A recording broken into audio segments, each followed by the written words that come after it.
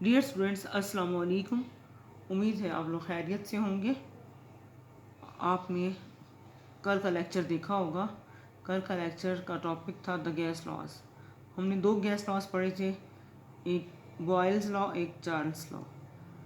आज का जो टॉपिक है हमारा work done and it's units के बारे में हम पढ़ेंगे। फिर हम देखेंगे वर्क डन क्या है, और उसके बाद हम देखेंगे work done by constant force and work done by non constant force. हमने पढ़ना है वर्क डन। आज work done by constant force और work done by variable force. सबसे पहले हम देखेंगे कि वर्क डन होता क्या है। वर्क डन जो है, जब भी किसी बॉडी के ऊपर फोर्स लगाई जाए और बॉडी जो है उस फोर्स की डायरेक्शन में डिस्प्लेसमेंट कवर करे, फासला तय करे, तो हम कहते हैं कि बॉडी ने काम किया है। यानी कि वर्क डन जो है, हम इसको इस तरह से भी डिफाइन कर सकते हैं कि वर्क डन जो है ये डॉट प्रोडक्ट है फोर्स और डिस्प्लेसमेंट का। वर्क डन जो है फोर्स और डिस्प्लेसमेंट का डॉट प्रोडक्ट। वर्क जो एक स्केलर क्वांटिटी है, इसकी यूनिट है। देखिए, जैसे ये प्रोडक्ट है फोर्स और डिस्प्लेसमेंट का। फोर्स यूनिट क्या है, न्यूटन, और डिस्टेंस की यूनिट क्या है, मीटर। तो इसकी वर्क की यूनिट क्या बन जाएगी, न्यूटन इंटू मीटर, जिसको हम जाउल कहते हैं। न्यूटन इंटू मीटर, जिसको हम जाउल कहते हैं। हमने वर्क के बारे में क्या कहा कि जब एक बॉडी के ऊपर फोर्स लगाई जाए और उस फोर्स की डायरेक्शन में बॉडी डिस्प्लेसमेंट कवर करे, तो हम कहते हैं कि बॉडी ने वर्क किया है, काम किया है। और हम अब इसकी यूनिट देख रहे हैं कि यूनिट क्या है। अब देखिए, ये है डब्ल्यू किस चीज़ को रिप्रेजेंट कर रहा है, वर्क को, और is equal to force into displacement. F है फोर्स और डी इसका डिस्प्लेसमेंट। फोर्स की यूनिट है न्यूटन, डिस्प्लेसमेंट की यूनिट है मीटर। न्यूटन इंटू मीटर, उसको हम क्या कहते हैं, जाउल। अब चूंकि वर्क स्केलर क्वांटिटी है, इसकी ऐसा यूनिट जाउल है, तो हम जाउल की डेफिनेशन देखेंगे कि क्या है। when 1 newton force acts on a body, कितनी force, 1 newton force acts on a body and the body covers a displacement of 1 metre in the direction of displacement, in the direction of force.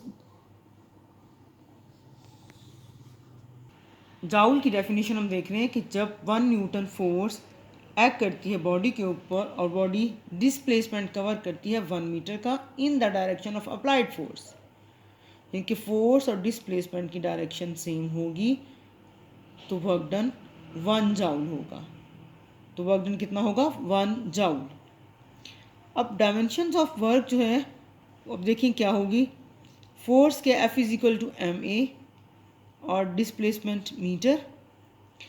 Length इसका, यानी कि अब इनकी जो है dimension of work जो है एम एल का स्केयर टाइम, ये टाइम एल लेंथ और टी इनवर्स का स्केयर आ जाएगा, इसकी डायमेंशन है।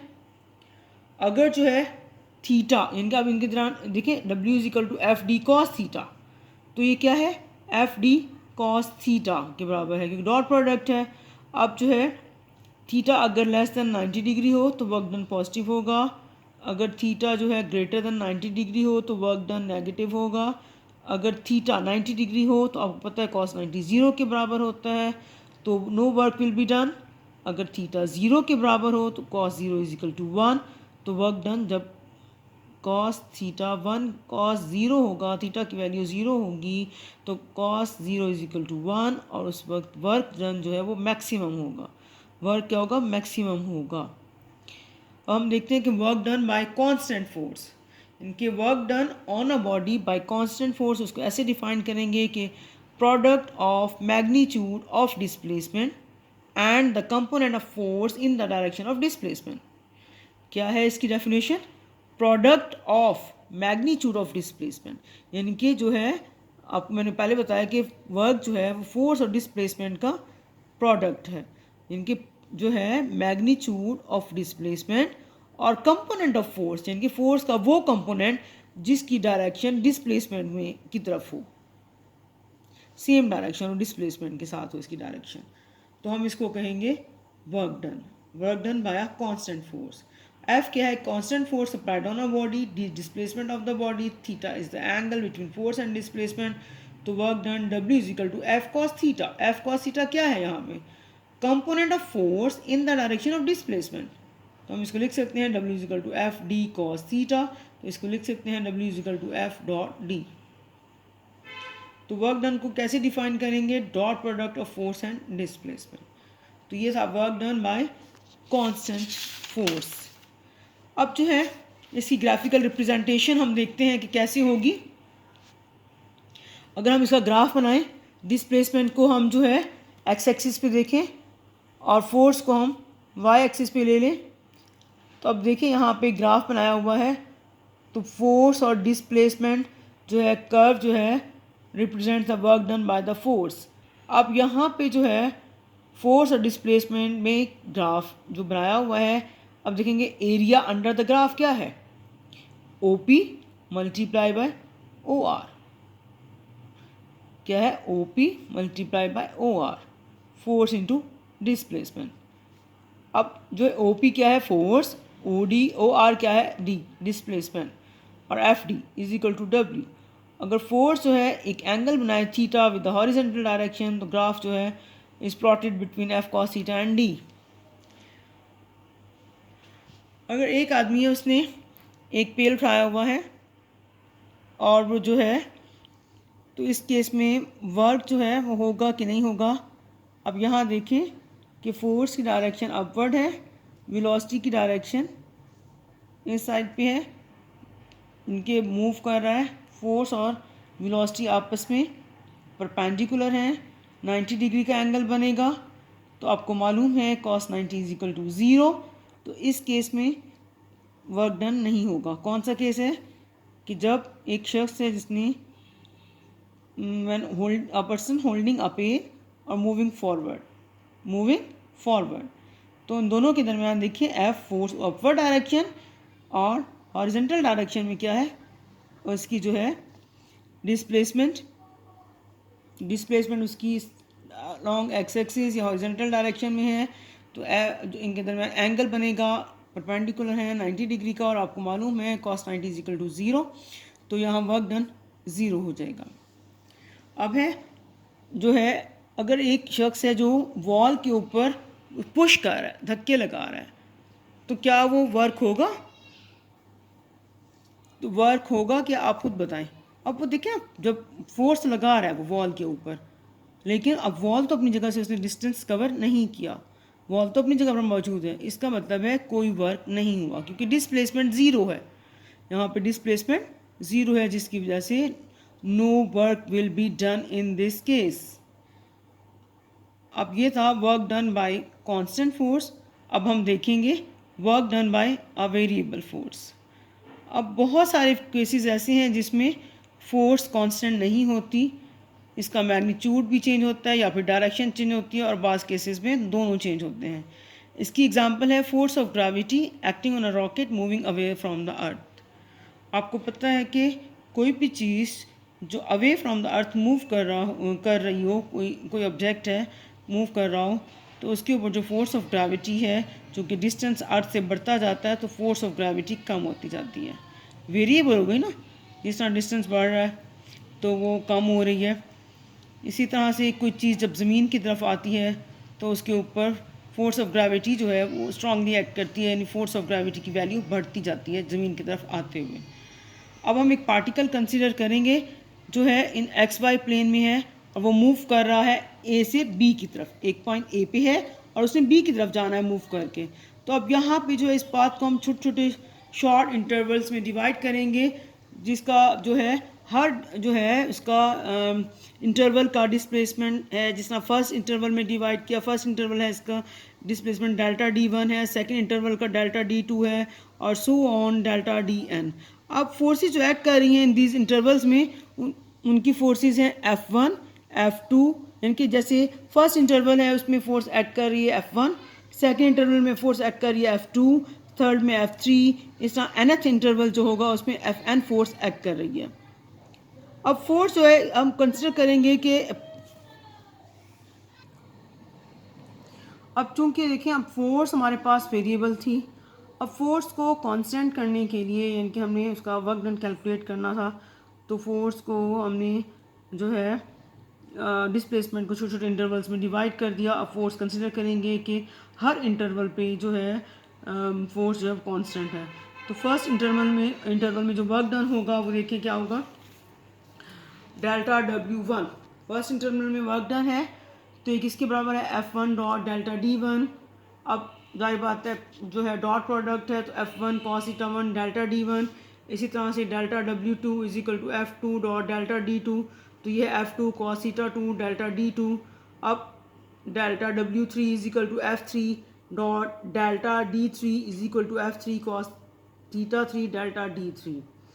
ये थर्ड इंटरवल में था। अब अगर इसी को फोर्थ में कर लें, फिफ्थ में और सो ऑन एन तक ले जाएं इसको। देखिए ना, हम यहाँ पे देखें इसमें जो है फिगर में आपने पीछे देखा होगा कि जो है फिगर में आपने देखा होगा इसको हमने nth इंटरवल में डिवाइड कर दिया।